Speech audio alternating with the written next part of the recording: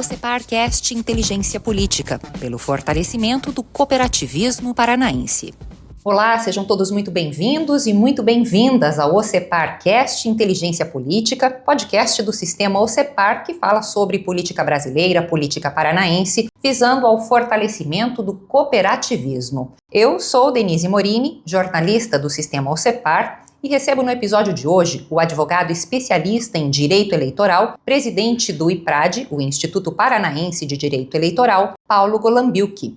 Nosso convidado foi o orientador do módulo Compliance Eleitoral da Trilha de Educação Política. Esse projeto é realizado pelo sistema OCEPAR por meio da Coordenação de Relações Institucionais. Para quem está nos acompanhando, vale lembrar, a trilha foi criada para ajudar a entender melhor como funciona o ambiente político-institucional brasileiro e de que forma esse sistema influencia na prática o desenvolvimento do cooperativismo. Muito obrigada por aceitar nosso convite, presidente. Eu que agradeço o convite, é sempre um prazer estar aqui no OCEPAR, Denise. Uma oportunidade muito boa falar com os cooperados, falar com todo esse ecossistema sobre um tema que para muitos talvez seja desconhecido, até aqui. Muito bom. Para começar, quando a gente fala então de compliance eleitoral, do que exatamente a gente está falando? Bom, o compliance eleitoral, ele parte do compliance, o compliance ordinário que agora, já dá para dizer que é algo enraizado, não só no cooperativismo, mas no ambiente corporativo como um todo. Então, estar num programa de compliance eleitoral, estar em conformidade com as regras eleitorais, tal qual o compliance ordinário faz com as demais regras. Então, quando a gente está num ambiente eleitoral, próximo ao período eleitoral, próximo às eleições, é importante que as regras que regulam esse ambiente, esse período tão específico da nossa democracia, as empresas estejam atentas a essas regras e estejam em conformidade de maneira íntegra e ética com tudo aquilo que pode eventualmente ter alguma conexão com essa empresa. Então, seja ela uma cooperativa, como estamos aqui no ambiente do cooperativismo, é importante fazer esse recorte, mas isso vai servir para toda e qualquer pessoa jurídica. A gente está falando, então, de um sistema de regras que está relacionado diretamente tanto para o candidato, ou seja, regras específicas nesse compliance para que ele respeite, obedeça durante o período eleitoral, assim como há para as empresas ou para o meio corporativo e cooperativas. Exatamente. Quando a gente fala em compliance eleitoral, a gente pode pensar num compliance para as campanhas eleitorais seguirem, quando elas vão contratar um fornecedor, por exemplo. A gente fala em compliance partidário, ambiente do partido político, independentemente do período eleitoral. E aqui eu faço um pequeno disclaimer, porque até pouco tempo atrás nós tínhamos uma certa resistência desses atores, por alguns motivos, alguns assumidos, outros não, mas que não se tinha uma cultura propriamente de compliance, seja nas campanhas, seja nos partidos. Isso tem mudado, um pouco mais devagar do que a gente gostaria, é verdade, mas tem mudado. E nas empresas, isso tem se acentuado a partir de alguns casos concretos que tiveram ali num momento de polarização política, especialmente em 2018, já existia antes, é verdade, mas foi ali que os atores do processo eleitoral, o próprio Tribunal Superior Eleitoral, começou a se dar conta de que este é um fenômeno relevante que deve merecer um tratamento próprio e adequado, e por isso, a partir desse marco temporal, as empresas, como um todo, as pessoas jurídicas, sejam de direito público ou privado, o terceiro setor, com ou sem fins lucrativos, pouco importa, mas todas elas devem estar em conformidade e atentas ao que elas podem ou não podem fazer durante esse período. E há punições para quem desrespeita esse sistema de regras? Sem dúvida, tem as punições eleitorais, que o TSE, a Justiça Eleitoral, na verdade, vai aplicar de acordo com a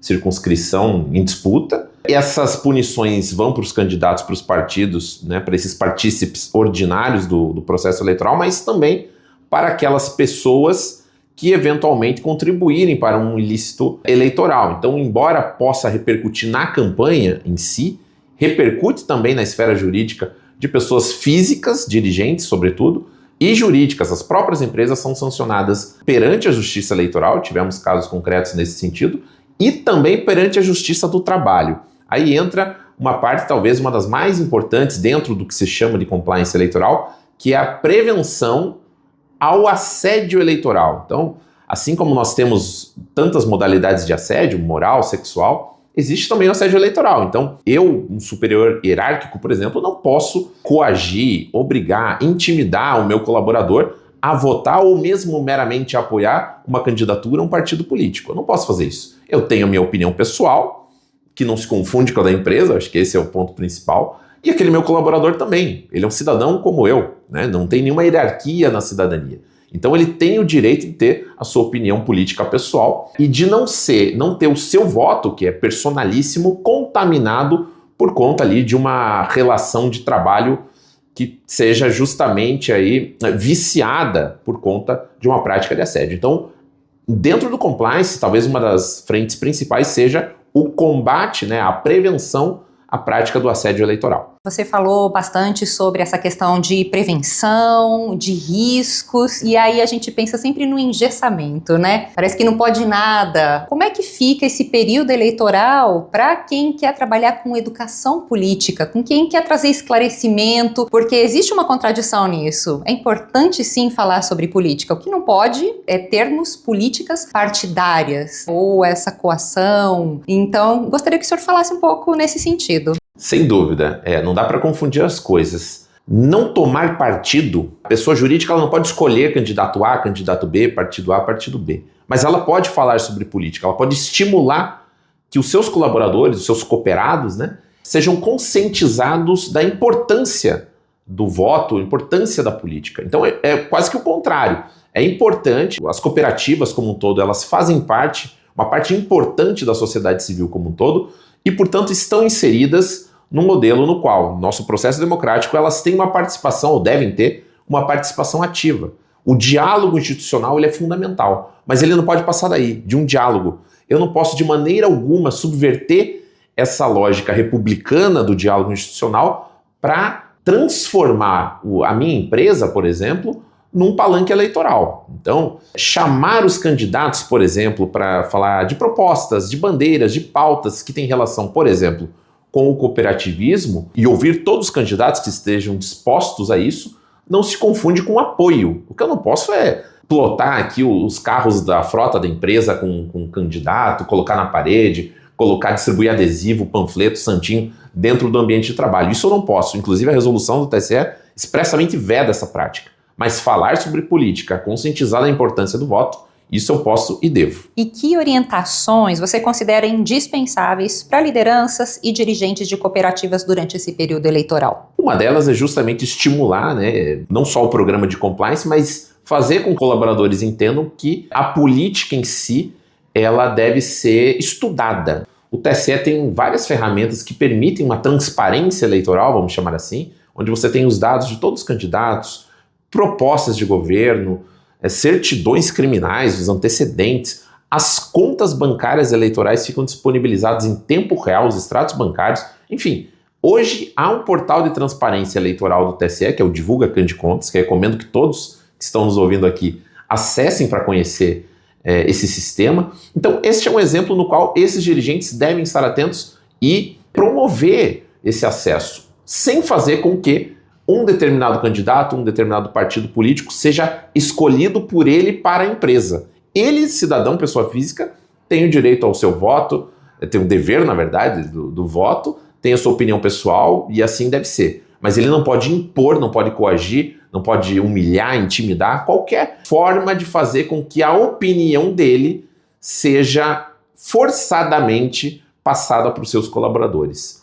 Trazer pautas do cooperativismo, eventualmente mapear projetos de lei, quais são os deputados que estão falando sobre isso, esses estão falando de uma forma, esses estão falando de outra, esse outro está no meio, isso você pode fazer. Você pode fazer um mapeamento de parlamentares que falem sobre o assunto, para o bem ou para o mal, e aí cada um vai tirar suas próprias conclusões na hora de votar.